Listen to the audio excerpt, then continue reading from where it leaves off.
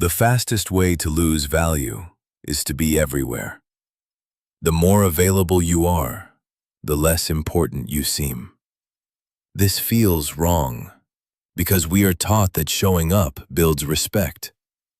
But power has never worked that way. This is Law 16. Use absence to increase respect and honor. Too much circulation makes value drop. When you are constantly seen and heard, you become familiar. And what becomes familiar becomes common. If you are already established, temporary withdrawal creates scarcity. Scarcity creates attention. Attention creates respect. You must learn when to leave. Ahmed joined his company with energy and ambition. He wanted to be seen as dependable, so he answered every message immediately, even at night, even on weekends. He attended meetings he wasn't required to attend. He volunteered for extra tasks. He stayed late. At first, people praised him. Ahmed is solid. Ahmed always delivers. Then something changed. Requests became demands. Praise became expectation. Expectation became entitlement. Colleagues stopped asking and started assuming. Managers no longer waited for his opinion. They spoke over him.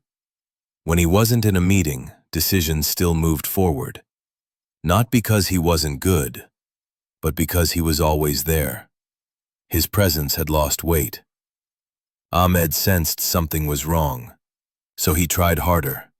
More emails, more meetings, more availability.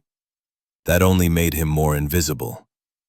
When promotion time came, his manager said, "You're reliable, but we need someone with stronger presence." Ahmed had confused presence with power. Now consider Sarah. Sarah was not louder than Ahmed. She was not more talented, but she understood rhythm. In her first year, she showed up fully. She contributed. She delivered. She built trust. Then she changed one thing. She stopped responding immediately. Not rudely, not coldly, deliberately. She declined meetings that did not require her input. She blocked focus time on her calendar. She disappeared, just enough. Soon people began asking, "Can we wait for Sarah? What does Sarah think? Let's check with her first." When she spoke, the room listened.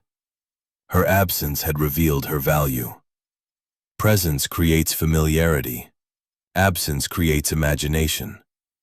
When you are not there, people fill the space themselves. They remember your strongest moments. They forget your ordinary ones. This is not manipulation. It is psychology. The mind respects what it cannot fully access. This law applies just as strongly in relationships.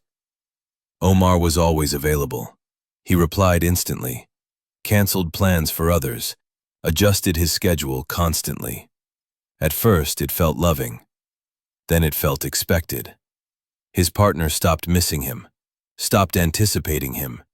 His presence became background noise.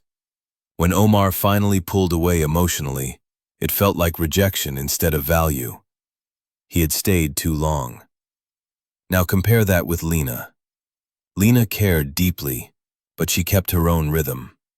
She had her own life, her own space, her own pace. She didn't disappear completely. She simply didn't orbit anyone. Her absence created longing. Her presence felt earned. Respect followed naturally. But timing is everything. Withdraw too early, and you are forgotten. Withdraw too late, and you are ignored. Law 16 only works after presence has been established. First, you must be seen. Be visible. Be known.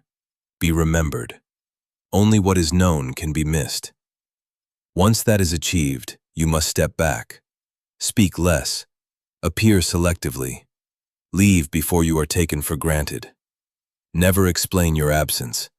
Explanation weakens effect. Let others supply meaning. Let imagination work for you. Absence should feel natural, not punitive. Calm, not dramatic. Presence and absence are the inhale and exhale of power. Overexposure destroys authority. Scarcity restores it. But remember the reversal. If you have not yet established value, absence will erase you. In the beginning, visibility is essential. You must earn recognition before you can withdraw.